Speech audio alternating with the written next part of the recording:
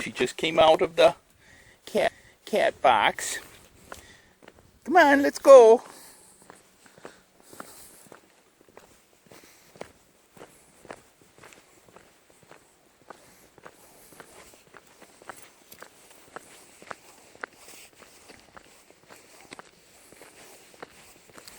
Yeah, you like going down to the shop with Daddy, don't you?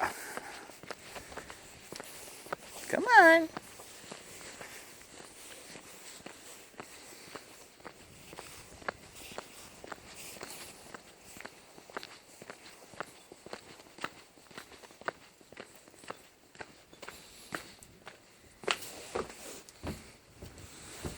Yeah.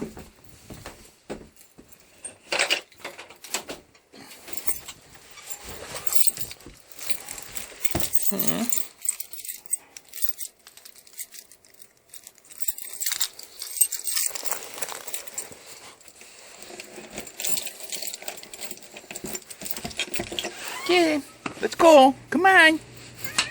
Come on in. Pebbles, come on. Come on.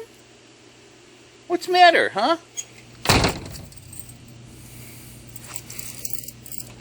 Now you come in.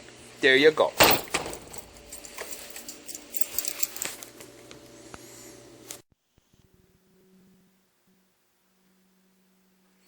Well, gang, there's an old saying that I heard recently that I seem to be able to identify with.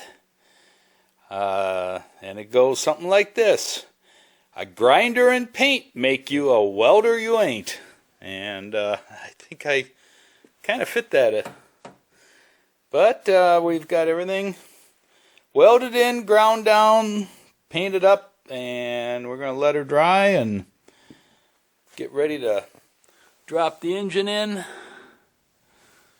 And for the last time. And bolt her down and start hooking stuff up. Hey tubes, well, got the motor in, still working on the transmission mount. That is being painted at the moment, hanging over there. But radiator's in, bolted down, and looking at it, you know, worst case situation, I don't have enough ground clearance. I can move this motor forward and up a little. Not something I'd look forward to doing, but it could be done. The only problem is I'd have to probably get a different drive shaft at that point. I have not had the drive shaft fabricated yet.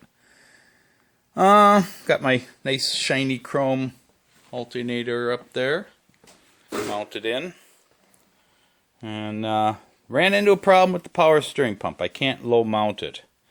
My steering shaft runs into it. So I think what I'm going to do, this is what I got to work with here. I might just fabricate my own mounting bracket. Put her right about here in the engine compartment there. Someplace around in here. You know, above the steering shaft down there, and get it lined up to that second pulley down on the main crank there. So it's dedicated belt by itself. I don't have to worry about the power. The alternator will be on the front one, and the alternator water pump on the front one. Power steering pump on the next one back, and the third one back will not be used. But yeah, it's looking good, making progress. Thanks for watching. Hey tubes, how's it going? Well, I'm actually making some progress on this power steering issue that I've got going here. Yes, Pebbles just wants some lovin's, don't you? Yes, you do. Yeah, you Good kitty. I took my factory, come on, get out of the way. Took my factory bracket down in there, and let's get a little light on the subject. There we go. And basically rotated it up so that it's out of the way of my steering shaft down in there. You can see it right down in there behind the, under the pulley. There's the joint right there. And then I took the bracketry that I got with the low mount kit that I was going to use to replace that, and have it braced on the back, right down in there, both the this upper bracket here, right here, and the that comes down to the stud that's down on the back of the pump there, and then this top bracket here comes across, and I've got a good, oops, tightened it down, dang it, ooh, loosen that up, there, got a good range of adjustment there, so I should be able to get a belt and tighten it up. The cap is pretty much, when it's right there, the cap is level, and that's about where it'll sit. And there's lots of clearance on it this side. There's nothing back here that I have to worry about. The header will come out above that, the fittings down in there, right there. So I think we're going to be okay here. I just got to get that old bracket painted up, and then that'll look pretty good. But yeah, I think we have a successful resolution to the problem here. Yeah. Okay. So, well, I got my final power steering mount mocked up. Got it lined up pretty good with the pulley I want to run to. Just a single belt down to the bottom pulley. And, well, hi Pebbles, how you doing, huh? Yeah. I know you want to be in the video too. But, yeah, I had to make some spacers, and I actually used the stock bracket for the bottom, and then both of the, or all the brackets I got for the low mount kit got put in there. These two brackets here would have replaced that bracket, but basically all they do is support that bottom bracket, and then this is my adjuster right here, and that's giving me plenty of range, and there we go. You know, gives me good range there, and I'm all set to go on that part. So, on to the next thing. I'm starting to look at my wiring. I did have the original harness laid out, and I'm of the opinion I'm going to have to redo it. There's just too many wires, two different lengths, two different motors, and I'm also going to have to get a speedometer cable, because I realized that the speedo cable that I had in here was for the Volvo and not GM, and so we'll have to do something different there.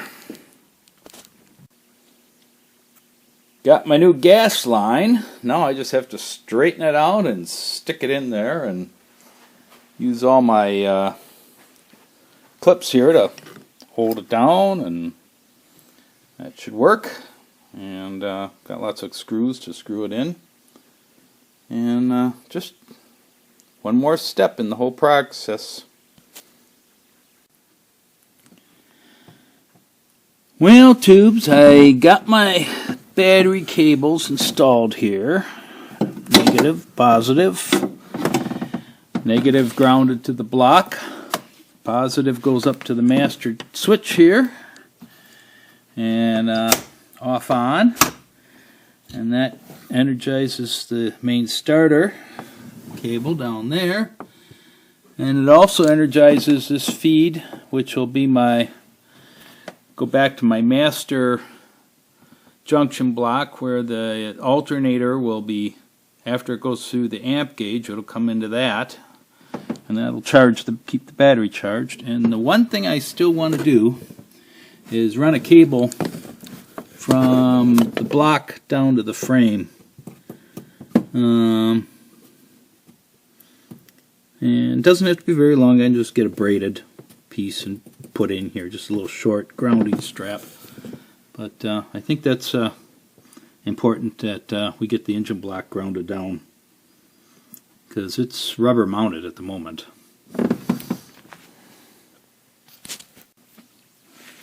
And the motor is now grounded to the frame, and the battery and everything else. We're in good shape there. So that primary electrical is done. On to getting the motor matched up to the old original wiring on the car, which is going to be a treat. Fortunately, I have a one-wire distributor here, so I think I'll have an inoperative amp light on the dashboard, because I don't need that anymore. I might use it for something else. Got some other things. I got a tachometer and a hot lead to the distributor that I need to wire in. This is going to go to a primary junction block, and I'll feed my electric fan and off of that, fog lights, some of the other accessories off of that, with a bank of relays that I'm going to put over there. And basically just start the charging system, come off the alternator, go through the amp gauge, which I do have, and back up into this primary loom and back to charge the battery that way. So we are making progress.